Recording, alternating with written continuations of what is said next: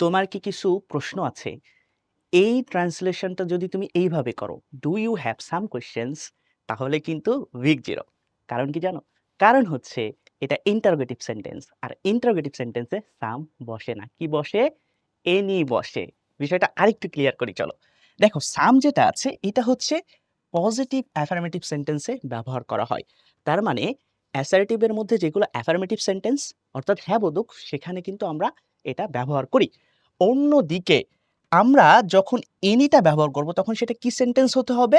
Either negative or interrogative হতে হবে। তাহলে আমি প্রথমেই যে ট্রান্সলেশনটা বলেছিলাম সেটা কিন্তু ইন্টারোগেটিভ ছিল, এই জন্য ওইখানে সাম না হয়ে এনি হবে। এটা দেখলে আরো বুঝতে পারবা। Choose the correct option. Do you have dash questions, এটা কি সেন্টেন্স? ইয়েস, এটা কিন্তু ইন্টারোগেটিভ সেন্টেন্স। ইন্টারোগেটিভ সেন্টেন্সে সাম হবে নাকি এনি হবে? কোনটা হবে? ইয়েস, আগেই বলেছি এনি হবে। তাহলে আমরা উত্তর হিসাবে কোনটা নিব? এনি নিব।